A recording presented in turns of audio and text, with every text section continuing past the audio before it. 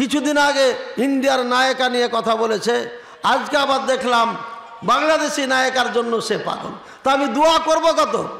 ইন্ডিয়ার নায়িকার জন্য দোয়া করে দিয়েছি যে আল্লাহ ওকে হেদায়েত দাও, ইসলাম কবুল করাও, করার পরে আমাদের এই জৈনক বক্তার স্ত্রী বানিয়ে দাও। বলে না, আজকেও বলেন না, আমিন বলেন। বেচারা তো প্রেমে পড়ে গেছে। আজকে দেখলাম আরও 2 জনে প্রেমে পড়েছে বাংলাদেশি।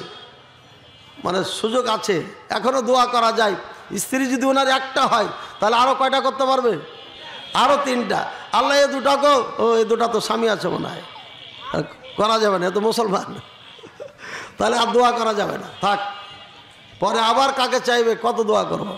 ভাইয়ের আমার, এই জৈনক বক্তা বলেছেন শক অর্থাৎ শককে সদর সিনা ফেড়ে কেটে যে আল্লাহ তাআলা পরিষ্কার করেছেন, এটা নাকি সত্য না মিথ্যা কথা। মনে রাখেন, এই বক্তব্য যদি উনি জেনে বুঝে সজ্ঞানে স্বইচ্ছায় বলে থাকে তাহলে পরে হাদিস অস্বীকার করছে, বিশুদ্ধ হাদিসকে অস্বীকার করার কারণে কাফের হয়ে গেছে। দ্বিতীয় ফতোয়া হয়ে গেল। এবার তৃতীয় ফতোয়া, আল্লাহ রাসূল সাল্লাল্লাহু আলাইহি ওয়াসাল্লামকে বাইতুল্লাহ থেকে বাইতুল মুকাদ্দাসে নিয়ে যায়। সুবহানাল্লাযী আসরা বিআবদিহি লাইলাম মিনাল মসজিদিল হারামি ইলাল মসজিদিল আকসাল্লাযী বারাকনা ফি।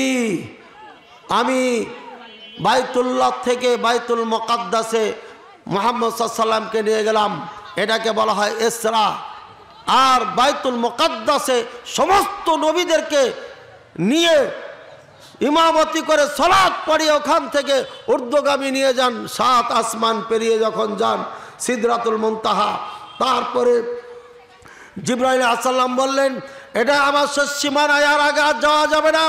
সিরাতে মুস্তাফা নামে একটি সিরাত ছাত্র বয়সে পড়েছিলাম, ওই কিতাবের মধ্যে লেখা আছে রফরফ নামে একটা যানবাহন আসলো, রাসূলুল্লাহ সাল্লাল্লাহু আলাইহি ওয়াসাল্লাম ওই যানবাহনে আরোহণ করলেন, করার পরে এটা শূন্যতে উঠতে লাগলো।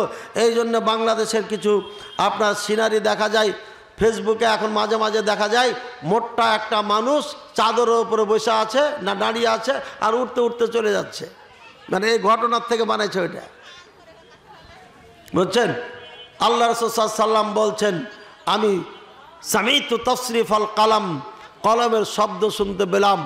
এরপরে 500 বছরের সাগর পেরিয়ে আমাকে নিয়ে যাওয়া হলো। কত বছরের সাগর? 500 বছরের সাগর। এই জমিন থেকে আসমানের দূরত্ব কত বছর? 500 বছর। অফিহি কালাম, এই আসমানটা মোটা কত? 500 বলেন না কেন, সব 500। 5 এইভাবে 60টা আসমান রয়েছে, 5 সাথে কত? 35। আর ফাঁকাটা কত? 35। তাহলে কত হলো? 70 হলো। এই 70 আপনার সুবহানাল্লাহ কত? 7000 না? 7000 হচ্ছে না? 7000 বছরের রাস্তা পেরিয়ে রাসূল সাল্লাল্লাহু আলাইহি ওয়াসাল্লাম নিয়ে যান। এরপরে আবার 500 বছরের একটা সাগর পার হয়ে যান।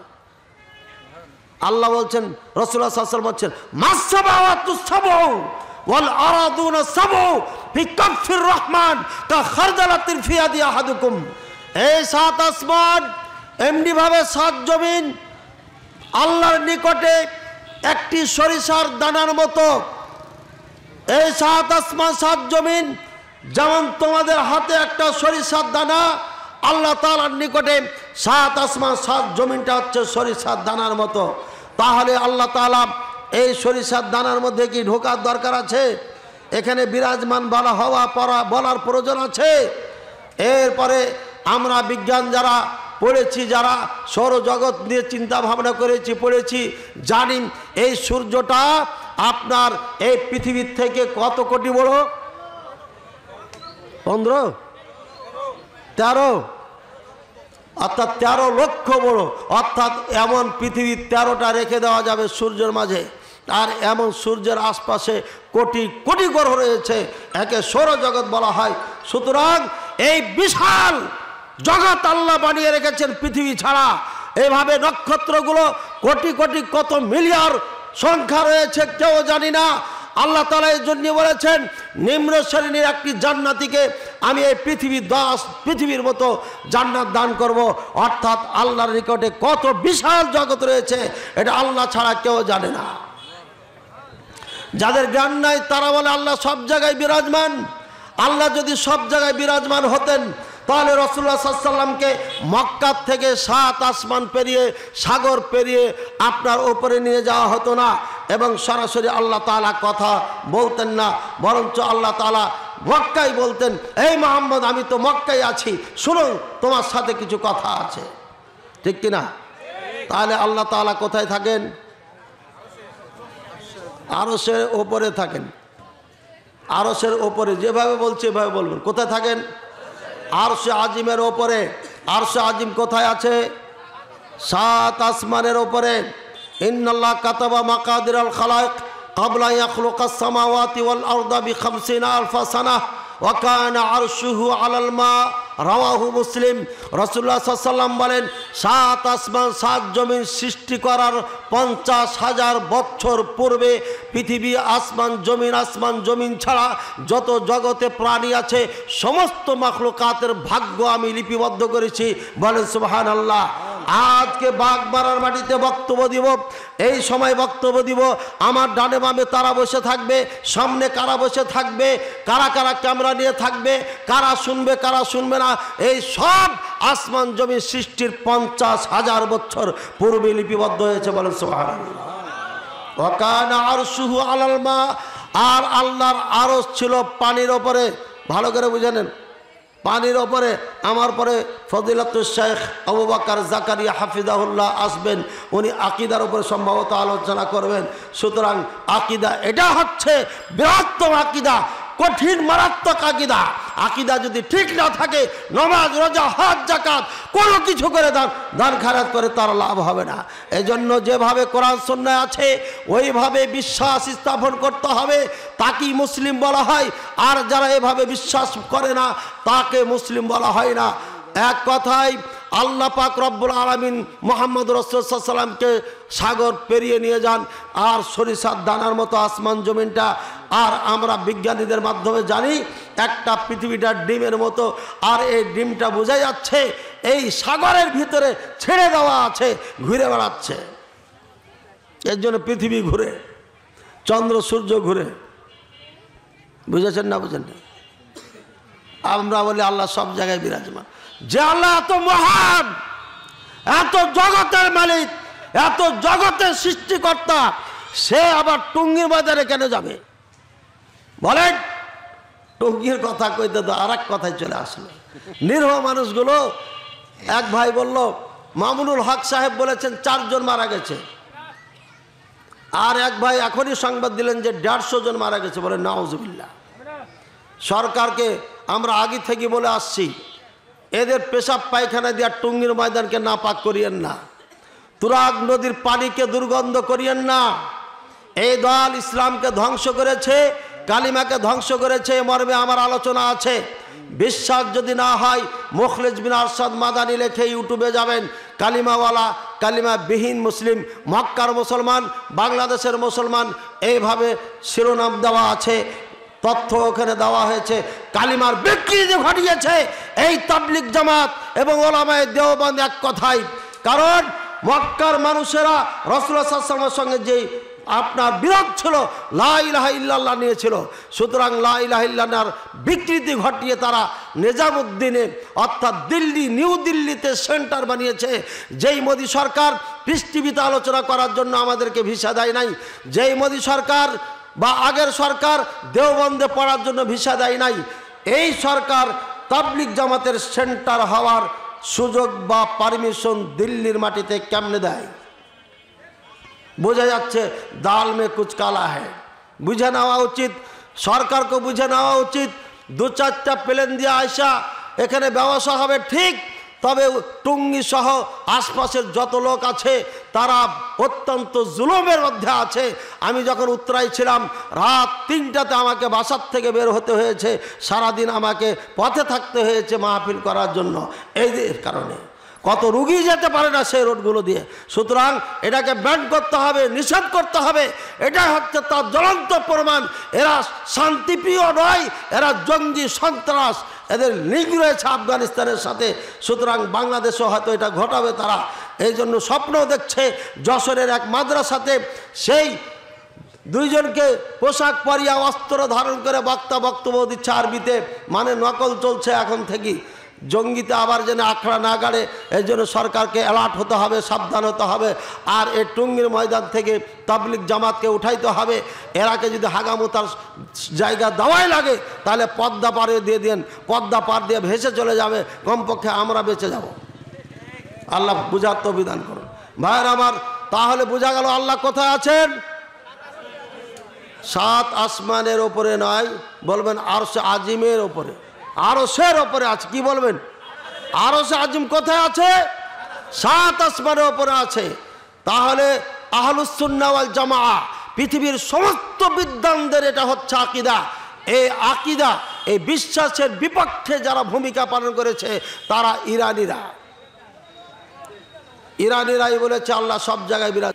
এই আকীদা ইন্ডিয়ার হিন্দুরা বলে, তাদের গীতা কি, ভগবত কি আছে, এইগুলোর মধ্যে আকীদা লেখা আছে যে আল্লাহ সব জায়গায় বিরাজমান।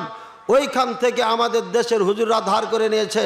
এবার ফতোয়া 3 নম্বর, যারা মনে করবে আল্লাহ সব জায়গায় বিরাজমান, অরিজিনাল কাফের, বিকল্প কোনো কথা নাই, অরিজিনাল কাফের। বহুদিন থেকে আমরা বলে আসছি, আপনারা বোঝার চেষ্টা করছেন না।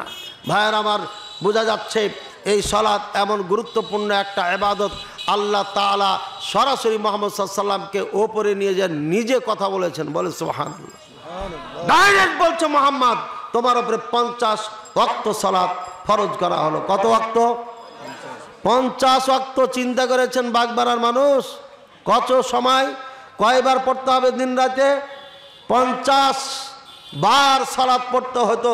রাসূলুল্লাহ সাল্লাল্লাহু আলাইহি ওয়াসাল্লাম খুশি হয়ে আনন্দের চিত্তে চলে আসছে, আমার রব যিনি আমার সৃষ্টিকর্তা, সব সময় তার ইবাদত করতে পারবো, এর থেকে আর বড় গিফট কি হতে পারে। আনন্দের চিত্তে আস্তে আস্তে মুসা আলাইহিস সালামের সঙ্গে দেখা হয়ে গেল। মুসা আলাইহিস সালাম বলছে কি করেছে? কয়েছে যে 50 ওয়াক্ত সালাত করেছে। কয়েছে এত তো পারবে না আপনার উম্মত, আপনি আবার যান, হালকা করে নেন। আবার গেলেন, আবার 5 কমাইলেন, আবার গেলেন, আবার 5, আবার গেলেন, আবার 5, কমাতে কমাতে 5-এ এসে বলছে আর যাওয়া যাবে না। এতবার যাওয়া যায়? ঘুরে চলে আসছেন। আল্লাহ পাক রব্বুল আলামিন ঘোষণা দিল, মুহাম্মদ ইন্নাহুন্না বিখামসিন খামসুন, সুবহানাল্লাহ। 50 ওয়াক্তের জায়গায় 5 ওয়াক্ত সালাত পড়লে 50 ওয়াক্তের নেকি আমি দিয়ে দেবো। বলেন সুবহানাল্লাহ। এটা বুখারী মুসলিমের হাদিস। বুখারী হাদিস নাম্বার 349, মুসলিমের হাদিস নাম্বার 162। ঘরে যে বিরাট লম্বা হাদিসটা দেখে নেবেন। দ্বিতীয় নম্বর হচ্ছে এটা এমন একটা ইবাদত, 1 নম্বর হচ্ছে আল্লাহ স্বয়ং নিজে এটা দান করেছেন। বলেন সুবহানাল্লাহ। সমস্ত যতগুলো আপনার বিধিবিধান আছে জিবরাইল আলাইহিস সালামের মাধ্যমে আল্লাহ দিয়েছেন, আর না হলে নিজেই ইলহাম করেছেন, ওহী করেছেন, মুহাম্মদ তুমি এটা বলো করো। আর এমন একটি বিধান, এই বিধান সরাসরি আল্লাহ তাআলা দিয়েছেন। কারণ কি জানেন? কারণ হচ্ছে এই ইবাদতের মধ্যে একদম আল্লাহ তাআলার বান্দার বাহ্যিক মানে প্রকৃত রূপ এখানে প্রকাশ পায়। এখানে অহংকার মুক্ত একটা বান্দার পরিচয় পাওয়া যায়। এই জন্য পৃথিবীতে যত মসজিদ আছে, কোথাও কোনো মসজিদে কোনো ধনী গরিব নেতা রাজা প্রজার জন্য কোনো সিট বুকিং করা থাকে না। প্রত্যেকেই যখন যেখানে যাবে সেখানে দাঁড়াবে।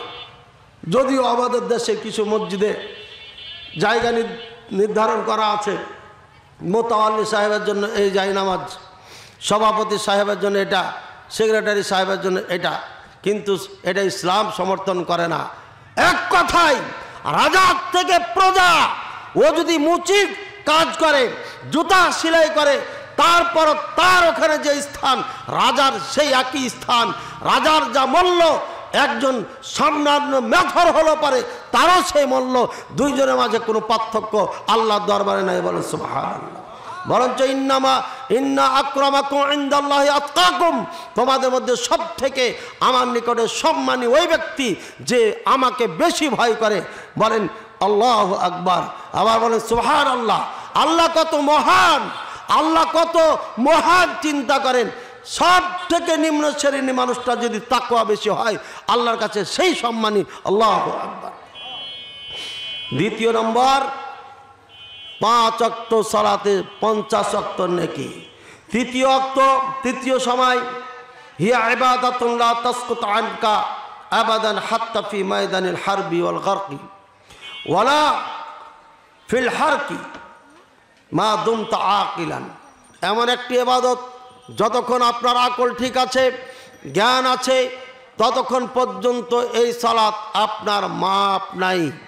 এমনকি যুদ্ধের ময়দানে আছেন, এই যুদ্ধের ময়দানে সালাতের যদি টাইম হয়ে যায় ওই অবস্থায় জামাত করে সালাত পড়তে হবে। কোরআনুল কারিমে সে কথাই বলে দিয়েছেন, জামাত করা যদি সম্ভব না হয়, দুশ্মন আপনাকে তাড়া দিচ্ছে পূর্ব দিকে, কেবলা পশ্চিম দিকে, এমতো অবস্থায় কি করবেন? দৌড়ানো অবস্থায় আপনাকে ওই সময় সালাত পড়তে হবে। সালাত মাপ নাই, এমন একটি ইবাদত।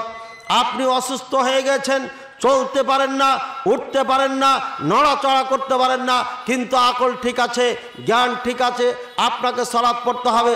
সালাত মাপ নাই। সাগরে ডুবে যাচ্ছেন, আকল ঠিক আছে, জ্ঞান বুদ্ধি ঠিক আছে, ওখানে সালাত পড়তে হবে। সালাত মাপ নাই। বাঁচারও চেষ্টা করতে হবে, সালাতও পড়তে হবে। যুদ্ধের ময়দানে যুদ্ধ চালিয়ে যেতে হবে, সালাতও পড়তে হবে। এমন একটি সালাত, এই সালাত কোথাও আপনার আমার জন্য ক্ষমা নাই, অথচ আমরা মুসলমান এই সালাত পড়ি না। আল্লাহ তাআলা আমাদের বুঝার তৌফিক দান করুন। এমন একটা সালাত লাইসা লিগাইরিহা শারতুন লিআদাইহা বিররুয়া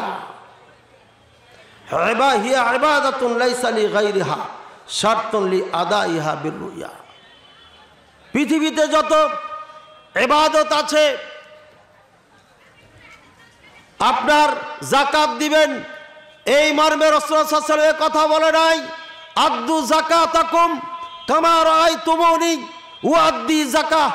আমি যেভাবে যাকাত আদায় করছি, আমাকে যেভাবে যাকাত আদায় করতে দেখছো, সেভাবে যাকাত আদায় করবা। যাকাতের ক্ষেত্রে এমন কথা আল্লাহ রাসূল সাল্লাল্লাহু আলাইহি ওয়াসাল্লাম বলে নাই, সিয়ামের ক্ষেত্রে এমন কথা বলে নাই। হজের ক্ষেত্রে বলেছেন, খুযু আন্নী মানাসিকাকুম, তোমরা আমার থেকে হজের বিধিবিধান শিখে নাও, আমার থেকে বিধিবিধান নিয়ম নীতি শিখে নাও। কিন্তু পৃথিবীতে এমন একটা ইবাদত, যে ইবাদতের ক্ষেত্রে এমন একটা শব্দ ব্যবহার করেছেন, বলছেন সল্লু সল্লু কামা রাআইতুমুনি উসল্লি। হে আমার উম্মতেরা, সালাত ওইভাবে পড়ো যেভাবে আমাকে সালাত পড়তে দেখেছ। এই সালাতের নিয়ম নীতি, পড়ার স্টাইল, পদ্ধতি, এটা হচ্ছে সম্পূর্ণ দেখার উপরে নির্ভর করে। কারণ আল্লাহ রাসূল সাল্লাল্লাহু আলাইহি ওয়াসাল্লাম যখন আরশে আজিম থেকে এই ফরজ সালাত নিয়ে চলে আসেন মক্কার জমিনে, পরের দিন জিবরাইল আলাইহিস সালামকে পাঠিয়ে দিয়েছেন জোহরের টাইমে।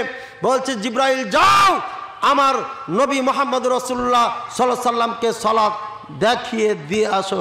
বলে সুবহানাল্লাহ।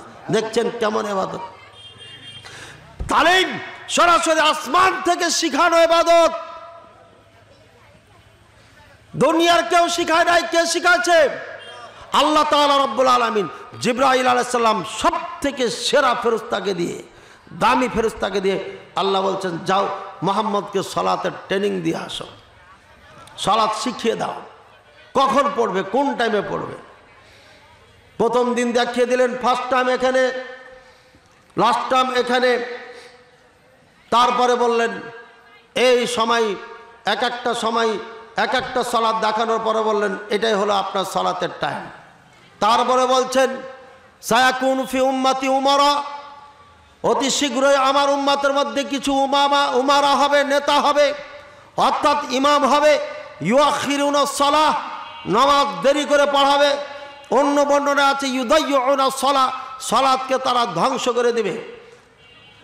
আবু যর রাদিয়াল্লাহু তাআলা আনহু বলছেন, হে আল্লাহ রাসূল সাল্লাল্লাহু আলাইহি ওয়াসাল্লাম, যদি আমরা এই সময় পেয়ে যাই তাহলে আমরা কি করব? তখন বলছেন সল্লি লিওয়াক্তিহা, হে আবু যর তুমি টাইমে সালাত পড়ে নাও, টাইমে সালাত বাসায় পড়ে নাও। তারপরে যদি জামাত দেরি করে ওদেরকে জামাতে পাও তাহলে ওদের সাথে পড়ে নাও।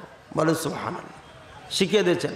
আপনার মসজিদে আসরের সালাত যদি 5টাতে পড়ে, 4:30টায় পড়ে, আসরের টাইম টাইমে সালাত পড়ে নিতে হবে, পড়ার পরে আবার জামাতে পড়তে হবে। আসলে প্রথম সালাত আপনি টাইম মতো আদায় করেছেন, পরের সালাতটা পড়েছেন সমাজ ঠিক রাখার জন্য, যাতে করে ধীরে ধীরে কৌশলে এদেরকে আপনি বুঝিয়ে প্রথম টাইমে সালাত আদায় করাইতে পারেন। এই জন্য সমাজের সাথে থাকতে বলেছে, মসজিদ আলাদা করে বানাইতে বলে নাই। একান্ত মসজিদে পড়তে যদি না দেয় সুন্নাত তরিকায়, তখন মসজিদ বানাইতে হবে, এর আগে নয়। বোঝা যাচ্ছে পৃথিবীতে যত ইবাদত রয়েছে কোনোটার ক্ষেত্রে আল্লাহ রাসূল সাল্লাল্লাহু আলাইহি ওয়াসাল্লাম বলে নাই আমাকে যেমন করে দেখছো তেমনি করো।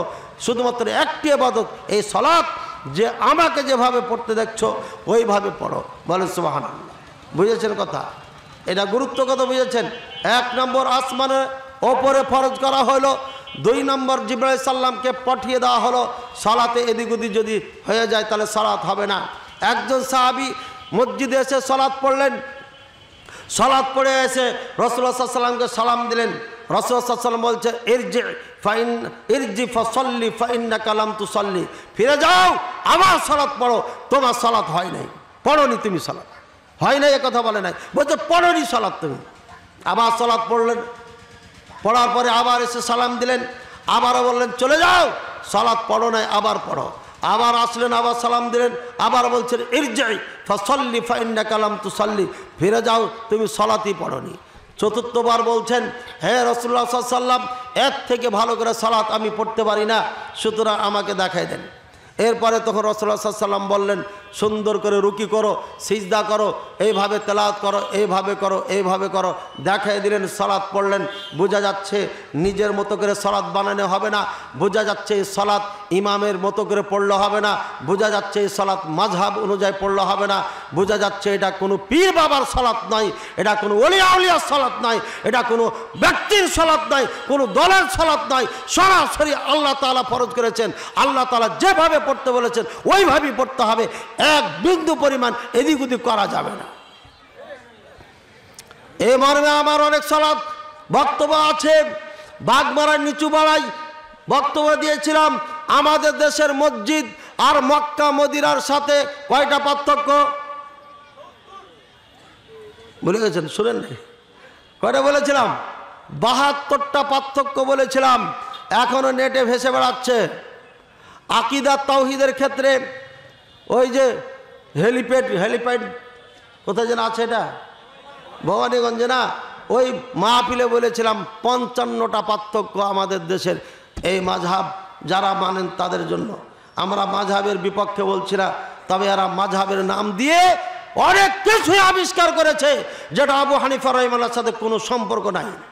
গাজীপুরে এক আধা বয়সী মহিলাকে হিলা করেছে। হিলা মানে কি বুঝেন? তালাক দিয়েছে, বেচারা বোঝে নাই, রাগের ঠেলায় 3 তালাক দিয়ে দিয়েছে। হ্যাঁ, রাগের সময় তালাক দেয় না বউকে, তালাক 3টা দিয়েছে। ইমাম সাহেবের কাছে গেছে, ইমাম সাহেব তো একটু ছোট হয়, আপনারা তো কম বেতন দেন, তখন প্রিন্সিপালকে ডাকাইছে। প্রিন্সিপাল কইছে একটা সুবর্ণ সুযোগ, ফতোয়া তো আমরা তৈরি করতে পারি। ফতোয়া তৈরি করেছে হিলা করাইতে হবে, কি 2 ঘন্টার জন্য বিবাহ দিতে হবে। তো ইমাম সাহেব হয়তো কানে কানে কয়ে দিয়েছে প্রিন্সিপাল যে আপনি বলেন আমার সাথে দিয়ে দিতে। ইমাম সাহেব হয়তো লাইন ঘাট করায়া বিয়া পড়াইছে। বিয়া পড়িয়া আরে বেটা বাসর ঘর করবি তো একটা হোটেল ভাড়া কর, বেউকুফের দল থাকার, এই জন্য বলে হুজুরকে বুদ্ধি কম। কথা বুঝছেন?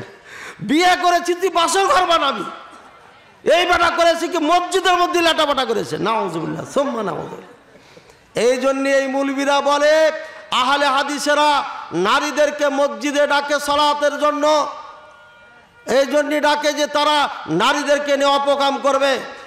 ওলিপুরি সাহেব কান খুলে শুনে নেন আর চোখ মেল করে দেখে নেন, আপনার মুফতি সাহেব মাদ্রাসার প্রিন্সিপাল হিলা তো করেছে, হিলাহিলিটাও মসজিদে করেছে, মসজিদের বাইরে করেনি। বলে নাউজুবিল্লাহ। এটা আপনাদের চরিত্র, আপনাদের কাছে আমাদের মা বোনেরা নিরাপদ নয়, যার কারণে আপনারা বলেন যে আহলে হাদিসেরা মসজিদে মা বোনদেরকে নিয়ে তারা অন্যায় কিছু করে, এই জন্য তারা ডাকে। কুৎসিত মন্তব্য, রুচিহীন মন্তব্য, হাদিসের বিপক্ষে মন্তব্য করেছে। আমি বহুবার বলেছি ওলিপুরি সাহেবকে তওবা করতে হবে। আর আমার দোস্ত যে ফারাইজি ছিল সে তো গর্তে লুকিয়ে গেছে 18 সাল থেকে, আলহামদুলিল্লাহ পাওয়া যাচ্ছে না। পাইলেও বলবেন তাকে তওবা করতে হবে। পিচ্চি একটা আছে পটর পটর করে, এটাও একটু লাইনে আসতেছে। সেদিন কালকে দেখলাম ইও মিছিলে লাফাচ্ছে। এদেরকে গ্রেপ্তার করেন না কেন আপনারা? এদের গ্রেপ্তার করেন, এরা সন্ত্রাস, এরাই লেলিয়ে দিয়েছে। মামুনুল হক সাহেব নিজে বলেছেন, অর্ডার করেছেন। সুতরাং বড় খুনি হচ্ছে এরা, এদেরকে আইনের আওতায় আনতে হবে। এরা ঠান্ডা মাথার মানুষ নয়। আহলে হাদিস আমরা কখনো সন্ত্রাসে জড়াই নাই, জড়াবে নাই। আহলে হাদিসের সন্তান ভাইরা আমার, আহলে হাদিসের ওলামায়ে কেরামের মাথা ঠান্ডা, কোরআন সুন্নাহর বাইরে যেতে চায় না, কোরআন সুন্নাহর বাইরে কোনো বক্তব্য দেয় না। বুঝতে পারলেন? সালাত কিভাবে পড়তে হবে? যেভাবে রাসূলুল্লাহ সাল্লাল্লাহু আলাইহি ওয়াসাল্লাম পড়েছেন, টাইম টু টাইম পড়তে হবে। ইন্নাস সালাতা কানাত লিল মুমিনিনা কিতাবাম মাওকুতা, নিশ্চয় সালাত মুমিনদের জন্য নির্দিষ্ট সময় নির্ধারণ করে দেওয়া হয়েছে। সুতরাং সালাতের টাইম আছে, মন মতো সালাতের টাইম তৈরি করা যাবে না। আল্লাহ তাআলা আমাদের বুঝার তৌফিক দান করুন, আল্লাহুম্মা আমিন। চতুর্থ নম্বর আলোচনাটা হয়ে গেল, টাইম টু টাইম সালাত পড়তে হবে। হিয়া ইবাদাতুন ওয়াহিদা আল্লামাহা জিবরিল আলাইহিস সালাম ওয়া যালিকা লিআযামি শানিহা। এটা এমন একটি ইবাদত যে ইবাদত জিবরাইল আলাইহিস সালাম সরাসরি নিজেই ট্রেনিং দিয়েছেন, শিখিয়ে দিয়েছেন। বলেন সুবহানাল্লাহ। হিয়া ইবাদাতুন আমারাল্লাহু বিহা নবিয়াহু আইয়ামুর আহলাহু বিহা।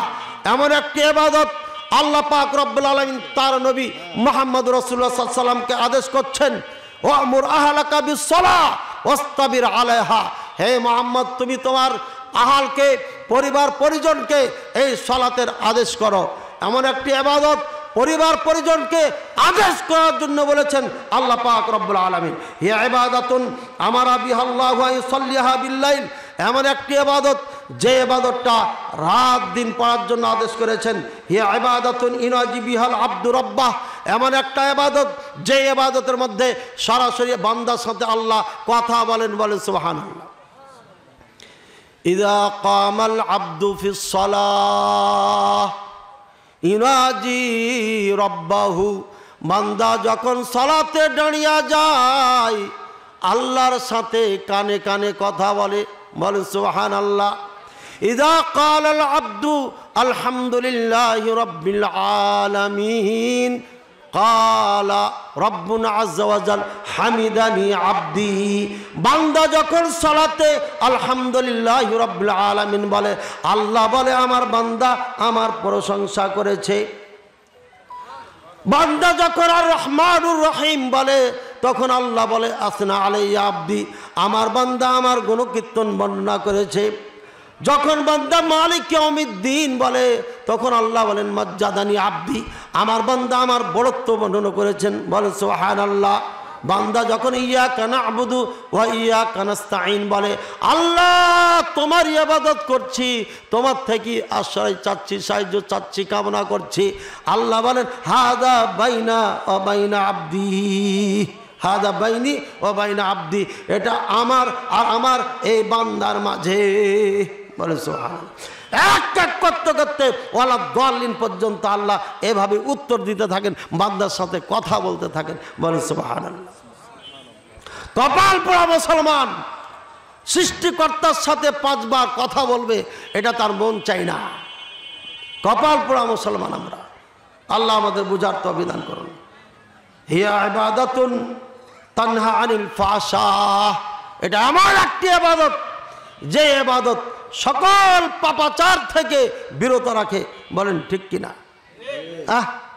কেমনে ঠিক বললেন? পরীক্ষা করেছেন? পরীক্ষা করেন নাই? স্ত্রীকে যদি বলেন ফজরের আগে এই কনকনে টনটনা ঠান্ডায় যে আজকে যুদ্ধ শুরু হবে, তখন বলবে ফজরের সালাত আছে। এটা ভালো দিয়ে বুঝাইলাম। পাপের কাজে যদি যান একটা টান মারবো, তখন আপনার মনে হবে আমি তো সালাত পড়তে যাবে, মুখে দুর্গন্ধ হবে। সিনেমা হলে যদি যেতে চান, এই জাহান্নামটা বন্ধ হয়েছে, খুব ভালো হয়েছে আলহামদুলিল্লাহ, বলবে যে এখানে তো মাগরিব এশা সব নষ্ট হয়ে যাবে, সুতরাং এখানে যাওয়া যাবে না। যেখানে যাবেন একটা কিছু করতে যাবেন, বলবো আরে আমি তো নামাজি।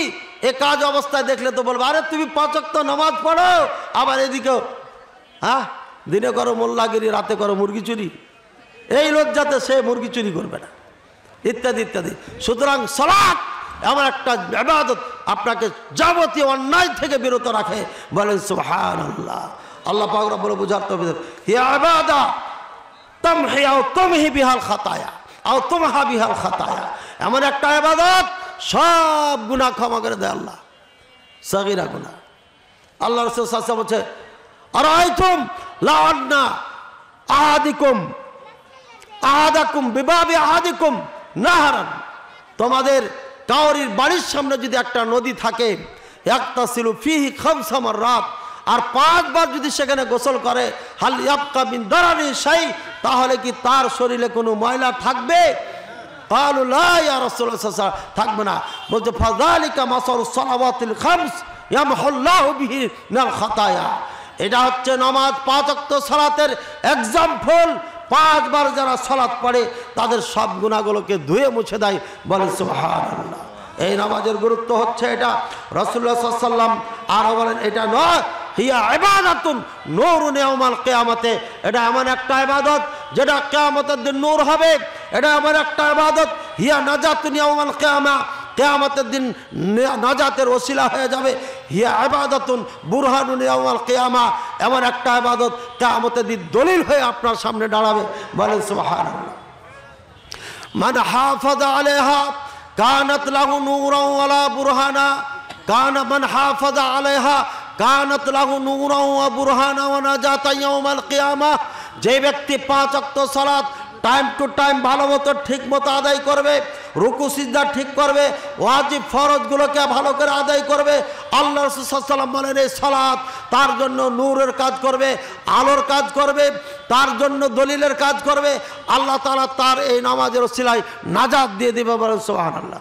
ওয়া মান লাম ইউহাফিজ আলাইহা লাম তাকুন লাহু নূরা ওয়ালা বুরহানা ওয়ালা নাজাতা ইয়াউমাল কিয়ামা, আর যারা এটাকে সংরক্ষণ করবে না, আল্লাহ তাআলা তাদের জন্য নূরও বানাবে না, দলিলও করবে না, নাজাতের ওসিলা বানাবে না, বরঞ্চ মা কারুনা ওয়া হামানা ওয়া ফিরআউনা ওয়া উবাই বিন খালব আও কামা ক্বালা আলাইহিস সালাম, বরঞ্চ তার হাসর নাসর হবে, কারুনের সাথে তার হাসর নাসর হবে, ফিরআউনের সাথে তার হাসর নাসর হবে, উবাই বিন খালফের সাথে তার হাসর নাসর হবে, হামানের সাথে।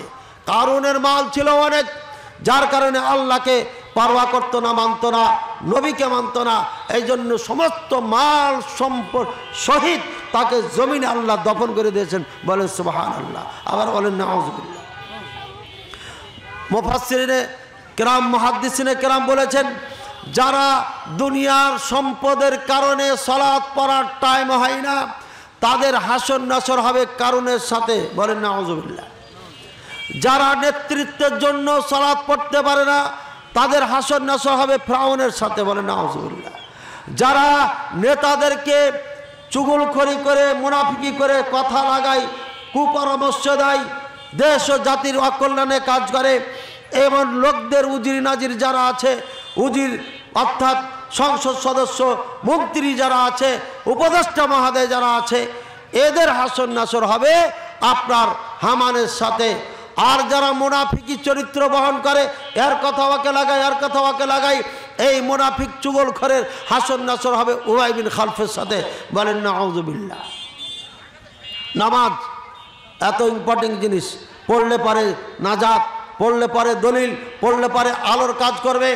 যেদিন কোনো আলো থাকবে না, জিসরুন তুকামু আলান নার, একটা ব্রিজ, পুলসেরাত যাকে বলা হয়, জাহান্নামের উপরে এটা খাড়ো করা হবে। আর এই পুলসেরাতটা হবে শাদীদুজ জুলমা, এটা হবে অত্যন্ত অন্ধকার, আব্দু মিনাস সাইফ, তলোয়ারের থেকে ধারালো। আর এই অন্ধকার পথ দিয়ে সমস্ত গুনাহ পাপকে মাথায় করে এর ওপর দিয়ে অতিক্রম করতে হবে। এটা কঠিন অন্ধকার পথ হবে।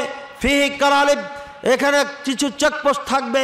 ফি শাওকা, এখানে শাওকা থাকবে, শাওকা সাদান, সাদান গাছের কাটার মতো, এই কাটার উপর দিয়ে তাকে পুলসেরাত পার হতে হবে।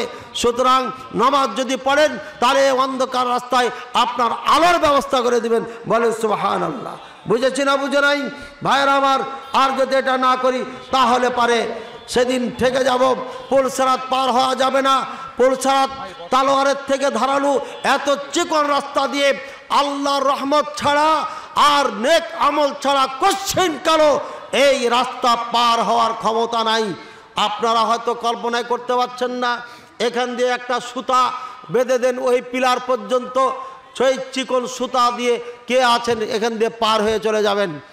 আর এই পিলার থেকে ওই পিলার নয়, জাহান্নাম কত হাজার মাইল হবে এটার মাপ, এটার পরিমাণ কেউ দিতে পারবে না। এই জাহান্নাম এর ওপর দিয়া এই ধারালো তালোয়ারের থেকে ধারালো চুলের থেকে সূক্ষ্ম আর অত্যন্ত অন্ধকারচ্ছন্ন এই রাস্তা অতিক্রম করে আপনাকে জান্নাতে যেতে হবে। ভাইয়ের আমার, এই কঠিন পুলসেরাত পার হওয়ার জন্য আমাকে আপনাকে প্রস্তুতি নিতে হবে। আর এই প্রস্তুতি সব থেকে বেটার হচ্ছে এই সালাত। সালাত এমন একটা ইবাদত, যে ইবাদত তুকাররিবুকা ইলাল্লাহি আযজা ওয়া জাল, যে ইবাদত আল্লাহর একদম নিকটতম বানিয়ে দেয়।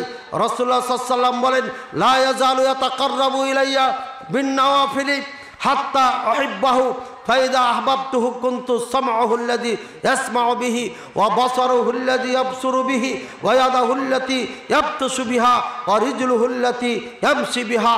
এমন একটি ইবাদত, ফরজ তো দূরের কথা, আল্লাহ পাক রব্বুল আলামিন বলেন হাদিসে কুদসি, কেউ যদি নফল ইবাদত করে, নফল ইবাদতের মাধ্যমে আমার একদম নিকটতম হয়ে যায়, আমার নিকটে চলে আসে, এরপরে এমন কি হয়ে যায়, তার চোখ যে চোখ দিয়ে দেখে আমার চোখ হয়ে যায়, যেই কান দিয়ে শুনে সেই কান আমার হয়ে যায়, এরপরে সে যে হাত দিয়ে কোনো কিছু গ্রহণ করে ওই হাত আমার হাত হয়ে যায়, যে পা দিয়ে চলে ওই পা আমার পা হয়ে যায়।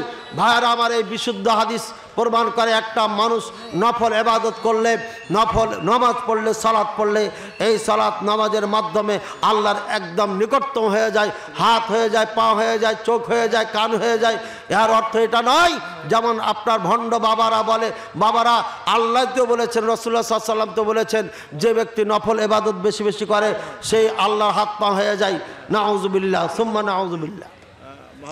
এই জন্য একটা পীর বের হয়েছিল, সে বলতো জমিন সমস্ত নাপাক। এখানে আর একটা ভুল তথ্য দেওয়া হয়েছে, বলছে ইবলিস এই দুনিয়াতে এমন কোনো জমিন নাই যেই জমিনে সিজদা করে নাই। এটাও ভুল তথ্য।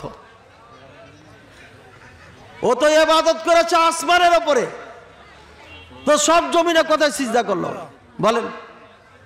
একটা মিথ্যা কাহিনী বলা।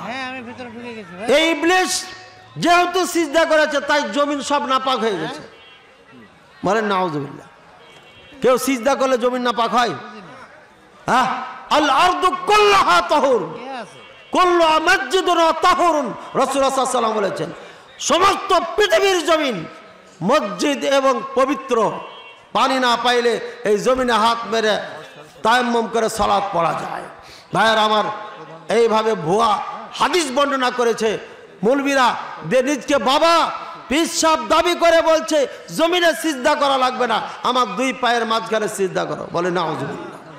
ভাইয়েরা আমার, বুঝাতে যাচ্ছিলাম সালাতের মাধ্যমে একটা মানুষ আল্লাহর এত নিকটে হয়ে যায় যে তার কোনো অঙ্গপত আল্লাহর বিরোধী কোনো কাজ করতে পারে না, অর্থাৎ আল্লাহ যা চাই তাই সে করে।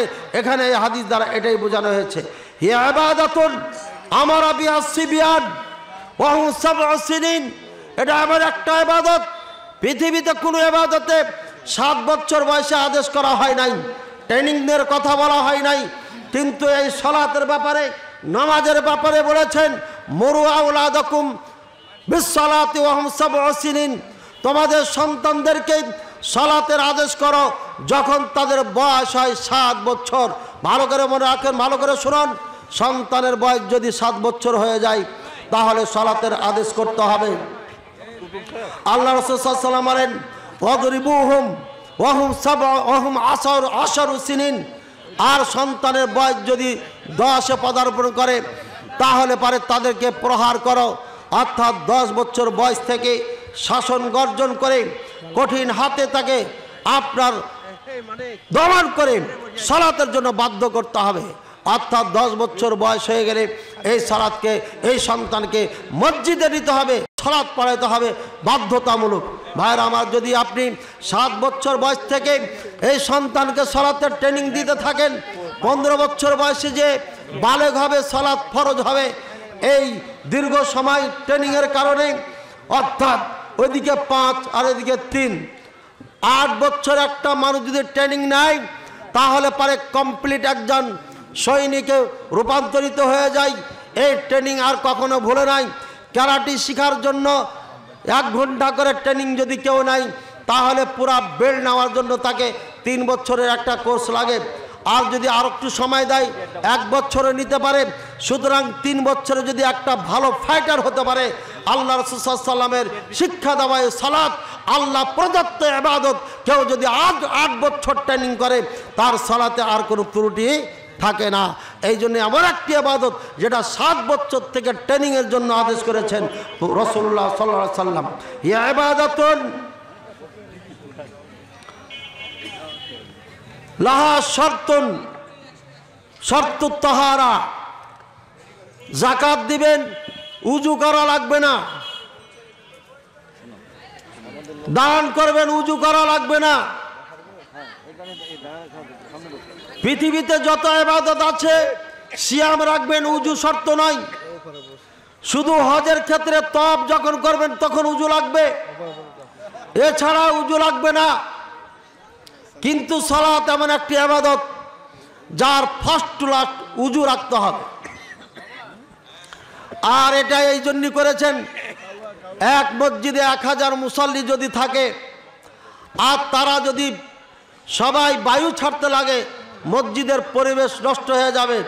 ইসলাম একটা এমন পবিত্র ধর্ম, এর জন্য একটা নিয়ম নীতি বেঁধে দিয়েছেন যাতে পরিবেশ কোনো নষ্ট না হয়। সুতরাং এটা এমন একটি ইবাদত যে ইবাদতের জন্য শর্ত রয়েছে, যে ইবাদতের জন্য একদিকে চেহারা করতে হবে সেটি কিবলা, যে ইবাদতের জন্য কাতার সোজা করানো লাগবে, যে ইবাদতের জন্য ডানে বামে তাকানো যাবে না, যে ইবাদতের জন্য সিজদার জায়গায় দৃষ্টি রাখতে হবে, যে ইবাদতের জন্য তাশাহুদের সময় শাহাদা আঙ্গুলের দিকে দৃষ্টি রাখতে হবে, যে ইবাদতের জন্য নির্দিষ্ট নিয়ম নীতিতে সালাম ডানে ফিরাতে হবে, বামে ফিরাতে হবে। পৃথিবীতে এমন কোনো ইবাদত নাই যে ইবাদতের জন্য এত নিয়ম নীতি আপনার করা হয়েছে। হিয়া ইবাদাতুন মান আখারাহা মুআখিরুহা হিয়া ইবাদাতুন আউয়ালু। কথা বললে কিন্তু সমস্যা হয়ে যাবে। কথা বলার কারণে আমার ডিস্টার্ব হচ্ছে, দুঃখিত। কেউ কথা টথা বলেন না, একটু নীরব থাকেন। অল্প সময়ের মধ্যে আমি আলোচনা শেষ করব। মেহমান সম্মানিত এ অত্র এলাকায় কৃতি সন্তান এসেছেন, আপনাদেরকে গুরুত্বপূর্ণ কিছু দিক নির্দেশনা দিবেন দেশের পরিস্থিতির ওপরে। সুতরাং বিচলিত কেউ হবেন না, কথা দয়া করে বলবেন না। আগেই বলা হয়েছে, আপনারা নতুন আসছেন, একটু সংযত থাকেন। হিয়া ইবাদাতুন, বললাম এটা এমন একটা ইবাদত, তার জন্য কি শর্ত? কি শর্ত বললাম? পবিত্রতা অর্জন করা শর্ত। পবিত্রতার মধ্যে আছে আপনার শরীর পাক হতে হবে, পবিত্রতার মধ্যে আছে আপনার জামা কাপড় পাক হতে হবে, পবিত্রতার মধ্যে আছে আপনাকে উজু অবস্থায় থাকতে হবে। ভাইয়ের আমার, হিয়া ইবাদাতুন আমারা লিআজলিহা লিদরবিস সিবিয়ান, এমন একটি ইবাদত পৃথিবীতে কোন ইবাদতের জন্য প্রহার করার আদেশ আল্লাহ তাআলা দেন নাই, কিন্তু নামাজের জন্য নিজের সন্তানকে মারার আদেশ দিয়েছেন মুহাম্মদুর রাসূলুল্লাহ সাল্লাল্লাহু আলাইহি ওয়াসাল্লাম। হিয়া ইবাদাতুন লিআজলিহা আমারা বিনাই বাইতিন খাস, এটি এমন একটা ইবাদত, এই ইবাদতের জন্য স্পেশাল একটা ঘর নির্মাণ করতে বলেছেন, অর্থাৎ মসজিদ বানাইতে বলেছেন। আর মসজিদ বানাইলে আল্লাহ তাআলা তাকে উপহার দিবেন, বিশাল উপহার, সেটাও বলে দিয়েছেন। মান বানা লিল্লাহি মসজিদান বানাল্লাহু লাহু বাইতান ফিল জান্নাহ, যে ব্যক্তি আল্লাহর জন্য মসজিদ নির্মাণ করবে, আল্লাহ তাআলা জান্নাতে তার জন্য একটা বালাখানা নির্মাণ করবেন। আল্লাহ রাসূল সাল্লাল্লাহু আলাইহি ওয়াসাল্লাম আরও বলেন, পুরো মসজিদ নয়, একটা পাখির বাসা বরাবর, পাখির বাড়ি যে হয়, ঘর হয়, ছোট্ট একটা বাসা, এই বাসা বরাবর জায়গার যদি কেউ দায়িত্ব নিয়ে নেয়, আল্লাহ রাসূল সাল্লাল্লাহু আলাইহি ওয়াসাল্লাম বলছেন, বানাল্লাহু বাইতান ফিল জান্নাহ, আল্লাহ তাআলা তার জন্য জান্নাতে ঘর নির্মাণ করবেন। বলেন সুবহানাল্লাহ। মসজিদ এমন একটা গুরুত্বপূর্ণ ঘর, যেই ঘরের মতো আল্লাহ তাআলা ঘর বানাবে জান্নাতে, এটিও সহিহ হাদিসে আছে। এই ঘরের মতো ঘর মানে মসজিদ যেমন পৃথিবীর সব থেকে দামি ঘর, সবার দৃষ্টি মসজিদের দিকে থাকে, সবার আদব সম্মান শ্রদ্ধা ভক্তি এই মসজিদে থাকে। আপনার জন্য আল্লাহ এমন একটা ঘর নির্মাণ করবে, যেই ঘরের দিকে সবার দৃষ্টি থাকবে, যেই ঘরের প্রতি শ্রদ্ধা সম্মান ভক্তি মর্যাদা সবার অন্তরে থাকবে, এমন একটা ঘর নির্মাণ করবে এই মসজিদ নির্মাণ করলে। হিয়া ইবাদাতুন লাহা আহমিয়াতুন হায়াতুন খাসাতুন আন গায়রিহা, এটা এমন একটা ইবাদত যার একটা নির্দিষ্ট একটা নিয়ম নীতি আছে। অর্থাৎ মসজিদে গেলে পারে ডান পা দিয়ে ঢুকতে হবে, বের হওয়ার সময় বাম পা দিয়ে ঢুকতে হবে, ঢোকার সময় আল্লাহ রাসূল সাল্লাল্লাহু আলাইহি ওয়াসাল্লামের প্রতি দুরূদ পাঠ করতে হবে, এবং ঢোকার সময় আল্লাহর রহমত কামনা করে প্রবেশ করতে হবে। এরপরে সালাতে ওখানে যাওয়ার পরে কিবলামুখী হয়ে কাতারে দাঁড়াতে হবে, কাতারে দাঁড়িয়ে কাঁধে কাঁধ লাগাইতে হবে, পায়ে পা লাগাতে হবে। এই মারবে বুখারী, মুসলিম, আবু দাউদ, তিরমিজি, নাসাই, যে 6টি কিতাব বাংলা, ভারত, পাকিস্তানের প্রত্যেকটি মাদ্রাসায় পড়ানো হয়, এমনকি গোটা পৃথিবীর সমস্ত প্রতিষ্ঠানে প্রত্যেকটি ছাত্রকে পড়ানো হয়। এই 6টি কিতাব না পড়লে তাকে মৌলবীর খাতায় নাম লেখা হয় না। এই প্রত্যেকটি কিতাব 6টি কিতাবে আমি নিজে গবেষণা করে লিপিবদ্ধ করেছিলাম। 40টি হাদিস আছে। বলেন সুবহানাল্লাহ। বুখারীর মধ্যে হাদিস আছে, ইলজিকু, আল্লাহ রাসূল সাল্লাল্লাহু আলাইহি ওয়াসাল্লাম বলেছেন যে তোমরা বাব, যে ইমাম বুখারী বাবু ইলজাকিল মানকিব বিল মানকিব ওয়াল কদম বিল কদম, তোমরা কাঁধকে কাঁধের সাথে লাগিয়ে দিবে আর পাকে পায়ের সাথে লাগিয়ে দিবে। ইলজাক বলা হয়, আপনারা দেখেছেন কাপড়ের সাথে ফুল, আমার মাথায় টুপি একদম চিপকে লাগানো আছে, অ্যাটাচ করা আছে, একে বলা হয় ইলজাক। ইলজাক মানে একদম ফাঁকা না রেখে চিপকাই দেওয়া, লাগিয়ে দেওয়া। ভাইয়ের আমার, রাসূলুল্লাহ সাল্লাল্লাহু আলাইহি ওয়াসাল্লাম এই ইবাদতের জন্য নির্দিষ্ট একটা নিয়ম স্টাইল বলে দিয়েছেন। তোমরা কি করো, পায়ে পায়ে লাগিয়ে দাও। এটা আমার কথা নাই, আমাদের যেই ভাইয়েরা বলে পায়ে পায়ে লাগালে অসম্মানী হবে, পায়ে পায়ে লাগানো যাবে না, তাদের কিতাব উমদাতুল কারী, এই পৃথিবীর সব থেকে বিশুদ্ধ কিতাব বুখারী সরা উমদাতুল কারীর মধ্যে এই শব্দের রস মানে হচ্ছে আপনার ইলসাকুর রিজিল বির রিজিল, পাকে পায়ের সাথে লাগিয়ে দেওয়া। এই কথা বদরুদ্দিন আইনি রাহিমাহুল্লাহ এই ব্যাখ্যার মধ্যে লিখে দিয়ে গেছেন। সুতরাং এই মাসআলাটা, এই হাদিসটাকে আজকে বাংলার জমিনে একমাত্র আহলে হাদিস যারা, তারাই পালন করেন। আর অন্যরা যারা আছে তারা মাযহাবের দোহাই দিয়া বুখারীর এই হাদিসকে অস্বীকার করে। বলেন নাউযুবিল্লাহ। আল্লাহ আমাদের বুঝার তৌফিক দান করুন। হিয়া ইবাদাতুন বিকুল্লি হারাকাতিহা ওয়া আমালিহা আজরুন ওয়া সাওয়াবুন, এমন একটি ইবাদত প্রত্যেকটি হারাকাতে, প্রত্যেকটি কাজে কর্মে আপনার নেকি এবং সওয়াব রয়েছে। এক কথায় রফল আদান করলে আপনার নেকি আছে, আমিন যদি বলেন ফেরেশতাদের সাথে মিললে গুনাহ সব মাফ হয়ে যাবে, রব্বানা লাকাল হামদ বললে গুনাহ মাফ হয়ে যাবে। এই জন্য প্রত্যেকটি হারাকাতের মধ্যে আপনার নেকি রয়েছে। রফল আদান যদি করেন আপনি সালাতের ভিতরে 4 বা 4 জায়গায়, যেটি বিশুদ্ধ হাদিস দ্বারা প্রমাণিত, হাযা তাযীমুল লিল্লাহি সুবহানাহু ওয়া তাআলা, এটা হচ্ছে আল্লাহ পাক রব্বুল আলামিনের সম্মান করা, শ্রদ্ধা করা। বলছেন এটা কেমন কথা, হাত উঠালে কি সম্মান করা হয়? জি, সম্মান করা হয়। ভাইরা আমার, মিলিটারিদের ক্যান্টনমেন্টে যখন আপনি ঢুকবেন, গেট পাস করবেন, তখন দেখবেন ওখানে যারা দায়িত্বশীল রয়েছেন, আপনার দায়িত্ব পালন করছেন, তারা আপনাকে এইভাবে স্যালুট দেবে। যদি মেজর সাহেব ঢুকে যায়, বড় অফিসার, বড় কোনো নেতা প্রবেশ করে, একই স্টাইলে আপনাকে স্যালুট দিয়ে সালাম প্রদর্শন করবে, এটাকে বলা হয় সম্মান। মিলিটারিদের এটা সম্মান। আলেম ওলামা মুসলমানদের সঙ্গে যখন দেখা হয় ইসলামে স্টাইলে সম্মান, আসসালামু আলাইকুম বলে মুসাফাহা করা। ভাইয়ের আমার, এক এক জায়গার সম্মান এক এক রকম। আমাদের জন্য হাত মিলানো স্বাভাবিকভাবে, মিলিটারি সৈনিকদের জন্য স্যালুট দিয়ে কপালে ঠেকে এভাবে কপাল বরাবর মারা, এটা হচ্ছে সম্মান। সুতরাং সালাতে দাঁড়িয়ে রফল আদায় করা, এটা আল্লাহকে সম্মান প্রদর্শন করা। 4টি এটার ফলাফল গুণ লিখে রেখেছেন, তার মধ্যে একটা আমি বলে গেলাম সময় স্বল্পতার কারণে। ভাইয়ের আমার, সালাতের এত গুরুত্ব। 36 নম্বর, হিয়া ইবাদাতুন মা'মুরাতুন বিল জামাআ হাত্তা ফি ময়দানিল হারবি। এমন একটি ইবাদত যে ইবাদত জামাতে বদ্ধ হয়ে পালন করার জন্য, আদায় করার জন্য আদেশ করা হয়েছে। এমনকি যুদ্ধের ময়দানে পর্যন্ত সৈনিককে 2 ভাগে করে, এক ভাগ ইমামের পিছনে থাকবে, 1 রাকাত পড়ে চলে যাবে, দ্বিতীয় দল এসে আবার সংযুক্ত হবে, এদেরকে নিয়ে সালাম ফিরে দিবেন ইমাম সাহেব, এরপরে দ্বিতীয় দল এসে তাদের রাকাত পূর্ণ করবে, করে সালাম ফিরবে। এইভাবে যুদ্ধের ময়দানে পর্যন্ত দলবদ্ধ হয়ে জামাতবদ্ধ হয়ে এই ইবাদত পালন করার আদেশ করা হয়েছে। ভাইয়ের আমার, এমন একটি ইবাদত যে ইবাদত জামাতবদ্ধ হয়ে আদেশ না করলে রাসূলুল্লাহ সাল্লাল্লাহু আলাইহি ওয়াসাল্লাম বলছেন আমার মন চাই এদের বাড়িঘরকে আমি জ্বালিয়ে দিই। এদের বাড়িঘরে যদি নারীরা, বাচ্চারা, পশু পাখি, গবাদি পশু না থাকতো তাহলে এদের বাড়িকে আমি জ্বালিয়ে দিতাম। এমন একটা ইবাদত, পৃথিবীর কোনো ইবাদতের জন্য এত ভয়ঙ্কর বাণী রাসূলুল্লাহ সাল্লাল্লাহু আলাইহি ওয়াসাল্লাম বলে নাই। সুতরাং এমন একটি ইবাদত যে ইবাদতের কারণে আপনাকে আমাকে পুড়িয়ে দিতে চেয়েছেন আমাদের বাড়ি ঘরকে, বলেন সুবহানাল্লাহ। সুতরাং কঠিন একটা ইবাদত।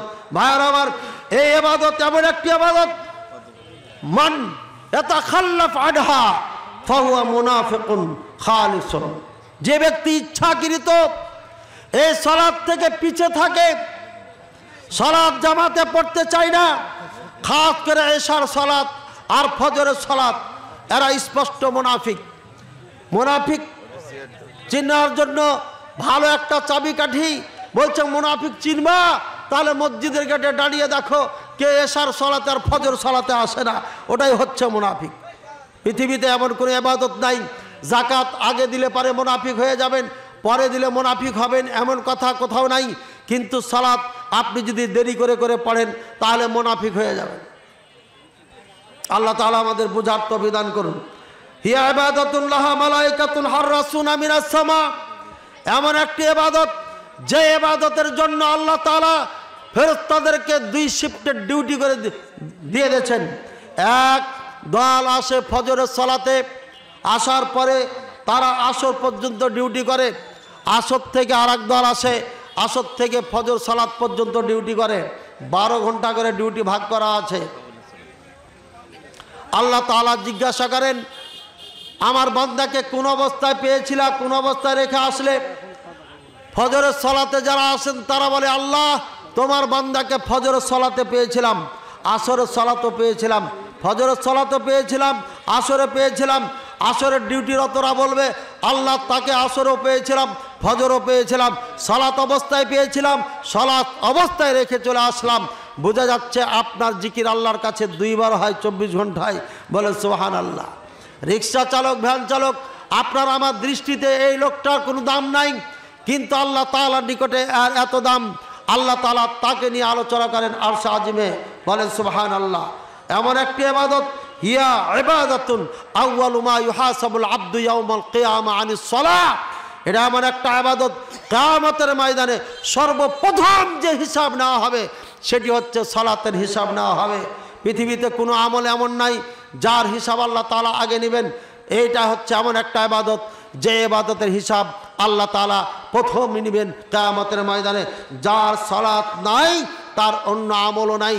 যদি সালাত সুন্দর হয়ে যায়, ইজা সালাহাত সালাহ, সালাহাত যদি এটা ভালো হয়ে যায়, সালাহা সাইরু আমালিহি, তাহলে বাকি সব আমলগুলো আল্লাহ পার করে দেবেন, বলে সুবহানাল্লাহ। সালাত চাবিকাঠি, সালাত যদি ঠিক থাকে বাকি আমলগুলো আল্লাহ পার করে দিবেন। সালাত যদি ঠিক না থাকে আপনাকে আল্লাহ পার করবেন না। ভাইয়েরা আমার, আপনাকে আর একটু বুঝাই দিই। ফাখালাফা মিন বাদিহিম খালফুন আদাউস সালাতা ওয়াত্তাবাউশ শাহওয়াত ফাসাউফা ইয়ালকাউনা গাইয়া।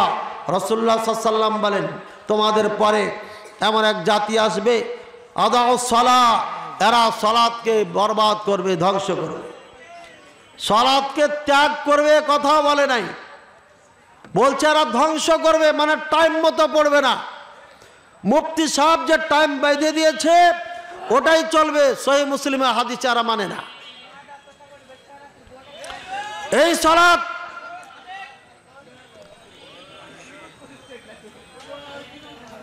টাইম টু টাইম পড়তে হবে, কিন্তু এরা পড়বে না, আদাউস সালাহ, সালাতকে তো বরবাদ করবে এরা।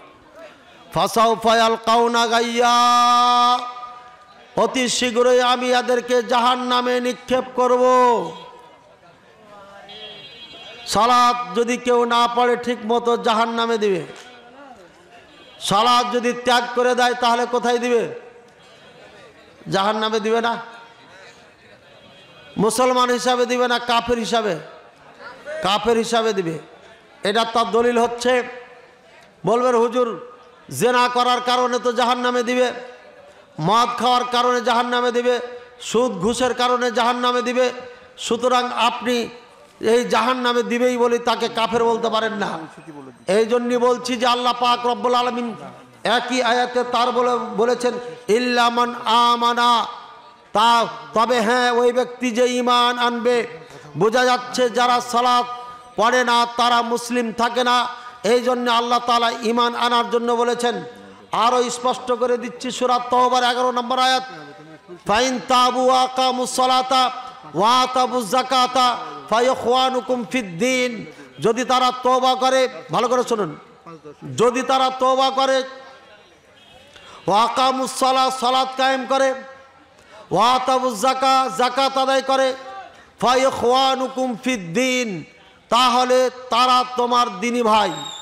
এবার উল্টাই দেন, যদি তওবা না করে, সালাত না পড়ে, যাকাত না দেয়, তাহলে বলেন না কেন দিনী ভাই নয়। পড়লে দিনী ভাই, না পড়লে দিনী ভাই নয়, অর্থাৎ কাফের হয়ে যায়, মুসলমান থাকে না। এটা স্পষ্ট কোরআনের আয়াত, সূরা তাওবা 11 নম্বর। 5 নম্বর আয়াতে বলেছে যদি তারা তওবা করে সালাত পড়ে তাহলে ফাখাল্লু সাবিলাহুম, এদেরকে হত্যা করিও না। যুদ্ধের ময়দানে কথা বলছে, ছেড়ে দাও এদেরকে। এবার হাদিস কি বলছে? বাইনাল রজুলি ওয়াশশিরকি ওয়াল কুফরি তারকুস সালাহ, রাওয়াহু মুসলিম। সহিহ মুসলিমের 81 নম্বর হাদিস। একজন মুসলিম আর কাফেরের মাঝে পার্থক্য সালাহ। যে ব্যক্তি সালাত পড়ে সে মুসলিম, যে ব্যক্তি সালাত পড়ে না সে মুসলিম নয়। হাদিস দ্বারা কি বুঝতে পারলাম? কি বুঝতে পারলাম? কথা বলেন না কেন? একজন মুসলিম আর কাফের মাঝে পার্থক্য কি? সালাত পড়লে, যদি না পড়ে কাফের। এই যে মুফতি হয়ে গেলেন আপনারা, সকালে উঠা কলিমুদ্দিনের নাম ধরে বলবেন এই কলিমুদ্দিন তুই তো কাফের। এটাও মনে রাখবেন, ইসলাম নাম ধরে কাউ কি কাফের বলতে নিষেধ করেছে। ওটা আল্লাহর ওপরে ছেড়ে দিতে হবে। হইতে পারে লোকটা তওবা করেছে, সালাত পড়েছে, ঢাকায় থাকে, আপনি জানেন না, আর এদিকে ফতোয়া মেরে দিয়েছেন, তাহলে আপনি নিজেই বিপদে পড়ে যাবেন। কখন কার ঘটনা, কার পরিবর্তন ঘটে এটা আল্লাহ ভালো জানেন। ভাইরা আমার, সালাত যারা পড়ে না তারা মুসলিম নয়, এটা স্পষ্ট কোরআন দ্বারা প্রমাণিত। সালাত যারা পড়ে না তারা কাফের, এটা এই মুসলিম সহিহ মুসলিমের হাদিস দ্বারা প্রমাণিত। আরো বলে রাসূলুল্লাহ সাল্লাল্লাহু আলাইহি ওয়াসাল্লাম মান তারাকা সালাতান মাকতুবাতান মুতাআম্মিদান ফাকাদ কাফার। স্পষ্ট কথা, যে ব্যক্তি ইচ্ছাকৃত এক ওয়াক্ত সালাত ত্যাগ করে, ছেড়ে দেয়, সে ব্যক্তি কাফের। হাদিস কয়টা দিলাম? 2টা দিলাম। আল আহাদু বাইনানা ওয়া বাইনাহুমা সালাত ফামান তারাকা ফাকাদ কাফারা কামা ক্বালা আলাইহিস সালাতু ওয়াস সালাম। আমাদের মাঝে কাফেরদের মাঝে একটাই পার্থক্য, অঙ্গীকার, সেটা হচ্ছে সালাত। যে ছেড়ে দেয় কাফের হয়ে যায়। তাহলে কোরআন দ্বারা হাদিস দ্বারা বোঝা গেল সালাত যারা পড়ে না তারা কাফের।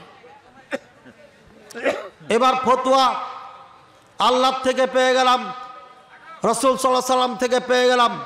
যদিও ফতোয়া আল্লাহ থেকে পেলাম এ কথা বলা ঠিক নয়। আল্লাহর বিধান পেয়ে গেলাম, রাসূলুল্লাহ সাল্লাল্লাহু আলাইহি সাল্লামের বিধান থেকেও বিধান পেয়ে গেলাম, যারা সালাত পড়ে না তারা মুসলিম থাকে না। এবার সাহাবায়ে কেরাম কি বলেন? ওমর রাদিয়াল্লাহু তাআলা আনহুকে যখন আঘাত করা হয় বর্ষার, রক্তাক্ত হয়ে বেহুশ হয়ে গেছেন, সালাত অবস্থায় ছিলেন। হুঁশ যখন ফিরে এসেছে তখন উনি বলছেন আসসালা আসসালা, অর্থাৎ আমি সালাত পড়বো, আমাকে পানি দাও, উজু করি। তখন উপস্থিত জনতা বলেছিলেন, হে আমিরুল মুমিনিন, আপনি কেমনে সালাত পড়বেন? আপনি তো রক্তে রঞ্জিত হয়ে আছেন। তখন বলছে ওয়াহ লা হাদ্দা ফিল ইসলামি মাল্লা সালাত আলাহু, আফসোস, মনে রেখো, যে ব্যক্তি সালাত পড়ে না ইসলামে তার বিন্দু পরিমাণ কোনো আপনার অংশীদারিত্ব নাই। অর্থাৎ যারা সালাত পড়ে না মুসলমান থাকে না। আমিরুল মুমিনিন, অর্ধ বিশ্বের রাজা বাদশাহ, খলিফাতুল মুসলিমিন, জান্নাতের সার্টিফিকেট প্রাপ্ত সাহাবী ওমর রাদিয়াল্লাহু তাআলা আনহুর ফতোয়া অনুযায়ী যে ব্যক্তি সালাত পড়ে না সেই ব্যক্তি মুসলমান থাকে না। এবার সাহাবায়ে কেরামদের ইবনে মাসউদ রাদিয়াল্লাহু তাআলা আনহু বলছেন, মাল্লা সালাত আলাহু ফালা হাদ্দা ফিল ইসলাম, যে ব্যক্তি সালাত পড়ে না ইসলামে তার কোনো ধরনের অংশীদারিত্ব নাই। এরপরে আব্দুল্লাহ বিন শাকিক রাদিয়াল্লাহু তাআলা আনহু সমস্ত সাহাবায়ে কেরামদের ফতোয়া নকল করছে, বলছেন লাম ইয়ারাও আহাদুম মিন আসহাবিন নবী সাল্লাল্লাহু আলাইহি ওয়াসাল্লাম কুফরান ইল্লা তারিকাস সালাহ। আমাদের সাহাবায়ে কেরাম রাসূলুল্লাহ সাল্লাল্লাহু আলাইহি ওয়াসাল্লামের সঙ্গী সাথীরা সালাত ত্যাগকারী ব্যতীত কাউকে কাফের মনে করতেন না। অর্থাৎ যারা কালিমা পড়েছেন এদের মধ্যে যারা সালাত পড়ে তারাকে মুসলমান মনে করি আমরা, আর যারা সালাত পড়ে না তাদেরকে কাফের মনে করি। বোঝা যাচ্ছে সালাত ত্যাগকারী মুসলমান থাকে না, সালাত ত্যাগকারী কাফের হয়ে যায়। এবার উলামায়ে কেরামের ফতোয়া জানা দরকার। পৃথিবীতে এমন কোন উলামা ফতোয়া এটা কেউ দেখাইতে পারবে না যে সালাত পড়ে না, নামাজ পড়ে না, তারপরও সে মুসলমান। এমন ফতোয়া এই ভারত, বাংলাদেশ, পাকিস্তানের কিছু জাহেল মুফতি ছাড়া কেউ দিতে পারে না। এরা মানুষকে খুশি করার জন্য মন গড়া ফতোয়া দেয়। কিছুক্ষণ আগে যেমন বললাম, মন গড়া ফতোয়া দিয়েছে, হিলা করে বিয়ে করেছে 2 ঘন্টার, আর মসজিদি কাজ সেরে দিয়েছে, নাউজুবিল্লাহ। এটা ধর্মের নামে ধর্মকে ছোট করা হয়েছে, মুসলিম জাতিকে ছোট করা হয়েছে। এই আলেমদের কঠিনভাবে শাস্তি দেওয়া দরকার। এমন আলেমদের শাস্তির আওতায় না নিয়ে আসলে যুগ যুগ ধরে যেমন নারীদেরকে কত নারীদের ইজ্জত নষ্ট করেছে আল্লাহ ভালো জানে গোপনে। তবে আমার জানা মতে আমি নিজে এই 2টা পেলাম। মিরপুর থেকে আমাকে ফোন দিয়ে এক নারী বলেছিল, আমার স্বামী আমাকে তালাক দেয়। আমার মা ইমাম সাহেবের কাছে যাই, ইমাম সাহেবের কাছে ফতোয়া নিয়ে এসে বলল, মা তোমার বিবাহ দিয়েছি মাত্র 1 রাতের জন্য, তোমার কাছে তোমার স্বামী আসবে, বর্তমান স্বামী, আর রাত্রে থাকবে। মা আমি এ কাজ করতে পারবো না, এটা কেমন কথা? আরে রাগ করলে পারে, তুই তো হালালই হবি না, এটা তো ইমাম সাহেব বলে দিয়েছে, হালাল হতে হবে না, না হলে তুমি তো তোমার স্বামীকে পাবে না, তোমার সন্তানের কি হবে? এই ভোলা ভালা মহিলা না বোঝার কারণে খুব আপত্তিকর মানে অগত্যিকে পড়ে, যেটা আমাদের গ্রামের ভাষায় পড়ে, বাধ্য হয়ে সম্মতি দেয়। এরপরে রাত্রে আসে রাত 12টার দিকে আসা বাসর ঘর করে এ বাহাদুর ফজরের সালাতের আজানের 1 ঘন্টা আগে পালাইছে। আমি বললাম কি আপনার এই 1 রাত্রে স্বামীর কি দাড়ি ছিল? বলছে দাড়ি আছে। তাহলে কি বুঝলেন আপনি? এই অন্ধকার রাত্রে লাইটটা জ্বালানো যাবে না এই বিয়েতে, বুঝছেন? এই অন্ধকার রাত্রে যে বাসর ঘর করেছে এর দাড়ি ছিল, এর মানে কি বুঝলেন? হ্যাঁ, এই যে চালাক আছে রে, আপনি ইমাম নাকি? এটা ইমাম সাহেবের কাজ। এই জন্যই বলেছে লাইট জ্বালানো যাবে না। কেমন বিয়া, কেমন বাসর ঘর, বউর মুখ দেখবে না, আর স্বামীর মুখ বউ দেখবে না, এটা হলো রে ভাই। আরেক ধর্মকে কিভাবে মাযহাবের নাম দিয়ে বানিয়েছে দেখলেন? চিন্তা করেছেন? টঙ্গীর ময়দানে সরাসরি নেতা বলেছেন মামুনুল হক সাহেব, হেফাজতের ইসলামের নেতা না কিসের নেতা এরা নাকি ধর্মীয় নেতা, শাইখুল হাদিস, ইবনু শাইখুল হাদিস। কেমন এরা শাইখুল হাদিস, কেমনে হাদিস বুঝে আর আমি আল্লাহ ভালো জানে। তবে নিঃসন্দেহে আমি তাকে শ্রদ্ধা করি, সম্মান করি, দেখা হলে পারে বুকে জড়িয়ে ধরবে, এতে কোনো সন্দেহ নাই। কিন্তু তাদের ফতোয়া শুনে আমাকে আশ্চর্য লাগে। ফতোয়া দিয়েছে সাতপন্থীদের জায়গা নাই, টুঙ্গিয়ের ময়দান খালি করে দিলাম, লাগাও ডান্ডা ঠান্ডা করে দাও। আদেশ দাতা এরাই না? একজনের নাম ধরলাম, যারা যারা আদেশ করেছে সরকারকে বলবো সবটিকে আবার ভরে জেলে, আবার ভালো করে সাজ করেন। এদের মাথা এখনো ঠান্ডা হয়নি, এদের মাথা এখনো গরম হয়ে আছে। কি যে করলো হাসিনা এতদিন আল্লাহ জানে, এদের মাথায় ঠান্ডা হয়নি এখনো। যা হোক, ইসলাম এটা সমর্থন করে না মুসলমানে মারামারি করে।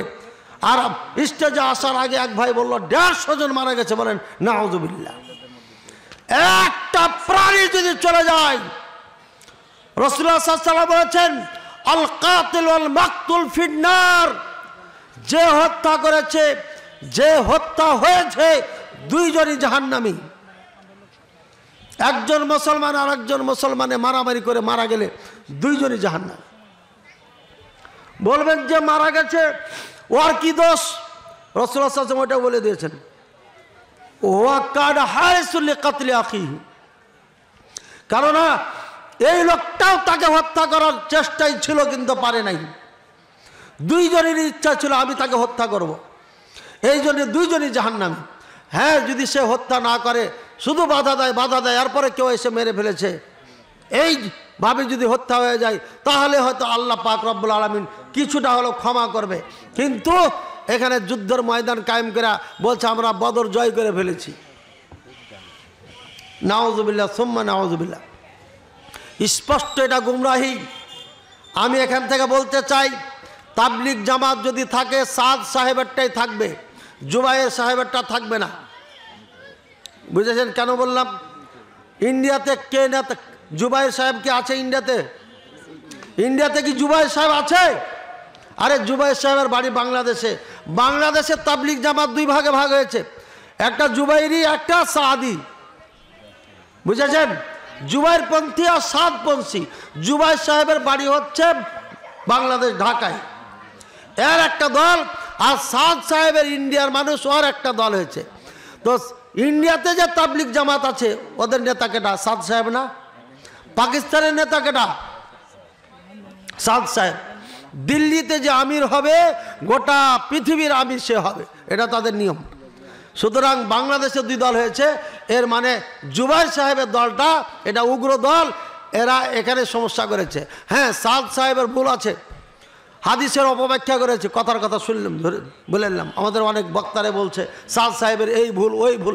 আরে তোরও তো ভুল আছে, তোর গোটা গোষ্ঠীরও তো ভুল আছে, ভুলের ঊর্ধ্বে কেটা আছে, সমাধান করো। আলেম ওলামা বসে সাদ সাহেব আপনি এই ফতোয়া দিয়েছেন, এটা কোরআন সুন্নাহ পরিপন্থী, সমাধান করে যদি না পারো তাহলে তোমরা তখন সতর্ক করো।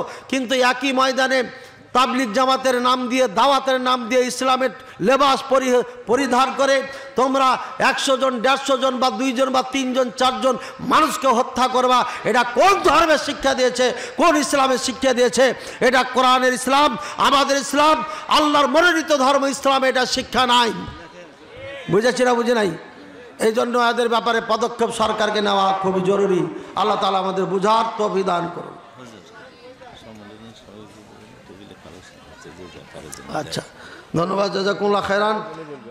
ওইখানে টেবিল নিয়ে বসে আছেন, আপনারা এই সবার জন্য মনে প্রাণে সেখানে দান করবেন, যাতে করে সভাটা খুব সুন্দরভাবে হয়ে যায়।